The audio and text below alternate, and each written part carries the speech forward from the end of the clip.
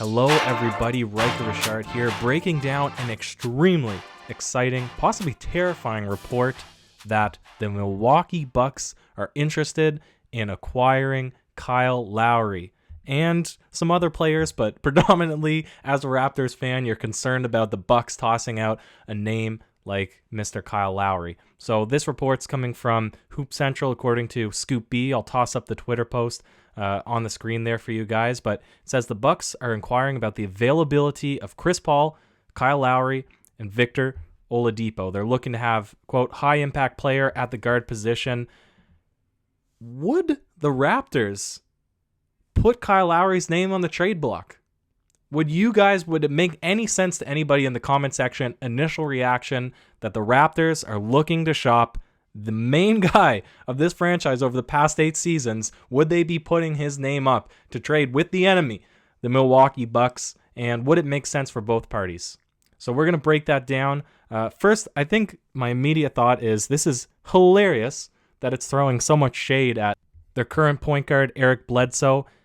The report is obviously not coming directly from their franchise, but even a rumor like this sort of adds some friction maybe to the locker room. It's pretty well documented that he's a 15-point per game guy throughout the regular season, 47% from the field, 35%-ish from the three-point line. Those are serviceable numbers, and when you're playing on the best regular season team, that's pretty good stats to get from your starting point guard, but it is very much decreased his output come playoff time, and that's really, I think, the reason why these reports are out, that they're looking to bring in a veteran point guard. Oladipo doesn't fit that bill so much, but why they'd be looking to bring in a veteran point guard that's proven come playoff time, because Bledsoe's numbers, they dip to about 12 points per game on 38% from the field, so about a 10% drop, and only 25% from the three. So it's funny that it has not worked out for them on that front, and they're tossing some big names, some old vets on huge contracts, Kyle Lowry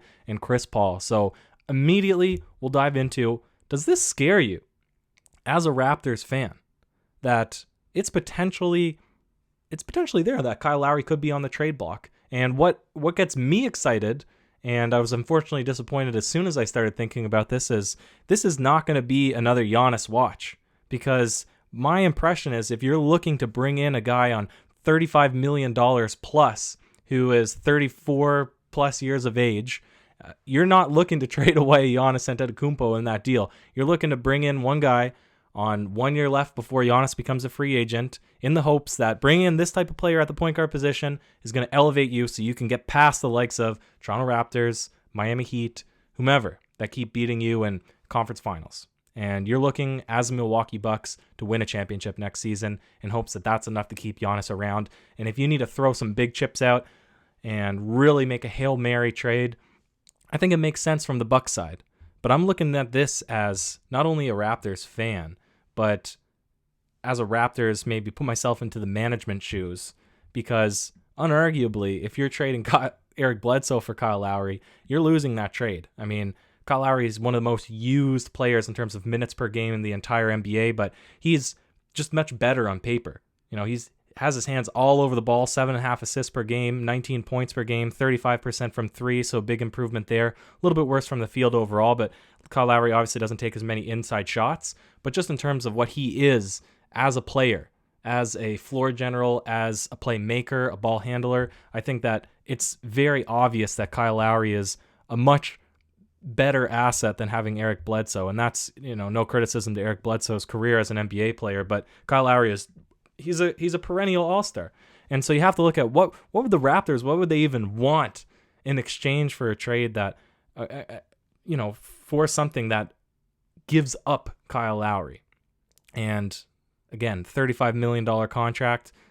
Do you want a guy like Brook Lopez? Do you want a guy like Eric Bledsoe? How much would it take to trade? And if I'm looking at maybe Fred VanVleet getting paid, becoming the point guard of the future, maybe losing Marc Gasol, which looks pretty likely, getting in exchange Brook Lopez, some of those pieces make sense, but ultimately, I don't know. Toss it out in the comment section below. I'm not going to go too deep into trade scenarios because, frankly, if Giannis Antetokounmpo was not included in the trade package with the Toronto Raptors, I don't see them putting anybody up on offer. I don't.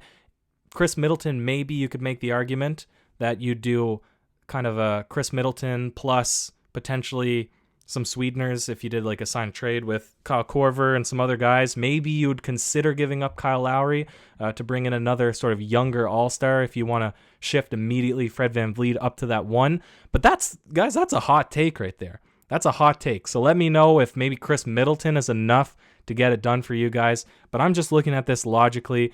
I'm saying I'd package up Norm. I'd package up Terrence Davis. Obviously, with everything happening now, Terrence Davis, Matt Thomas. I'd put in a ton of guys into a deal to maybe get a Giannis Antetokounmpo. Obviously, that's a very weak package compared to what some other teams around the NBA could offer. But I'd put together just about anybody to get Giannis trade across the line.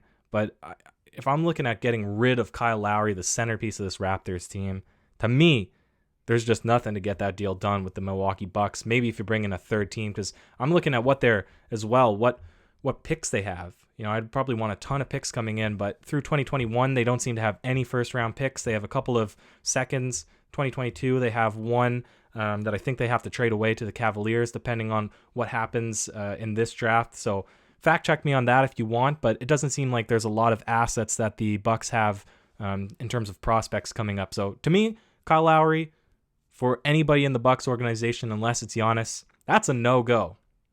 Let me know in the comment section, but I'm going to move along to maybe the more interesting part of this that could happen is Chris Paul or Victor Oladipo. And Chris Paul, he's actually pretty similar in terms of stat lines to Kyle Lowry, 17 points per game, 36% from three, a little bit more improved. Not as many assists, surprisingly, 6.7, but had a fantastic season with the Thunder and is on a much larger contract, 34 years old, but he's making something like, let me pull it up here, like $40 million, something absurd over the next two seasons, $41 million in 2020, 2021, and then he has a player option for $44 million in the following season. So this is a guy you're looking to bring in on huge money.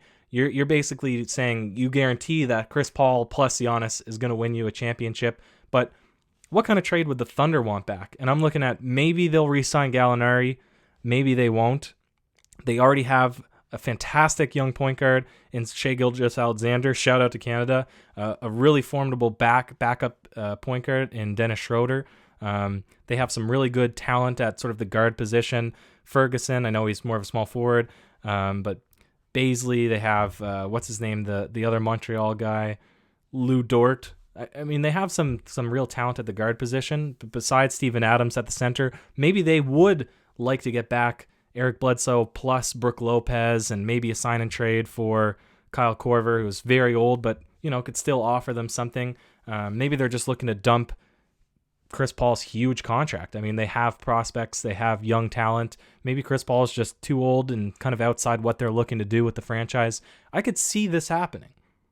And again, let me know what you guys think, but I think it's much more reasonable to consider that a trade could happen between the Thunder and the Bucks that doesn't involve Giannis, because that's a lot of money, $40 million to pay one player who's really not going to make a difference for you come playoff time to, you know, advance deep into the playoffs, Western Conference Finals, championship.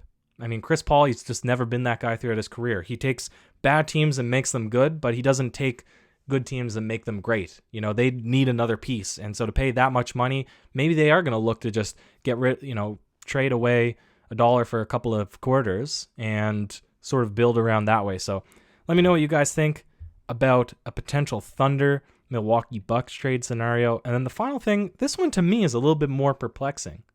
Victor Oladipo being on the trade block with the Bucks. We know who else is sort of in that game. We have Brooklyn. They're reportedly shopping him a little bit. I think they can offer a terrific package if they put up Karis LeVert and maybe a center. I think that the Pacers could really benefit off of that.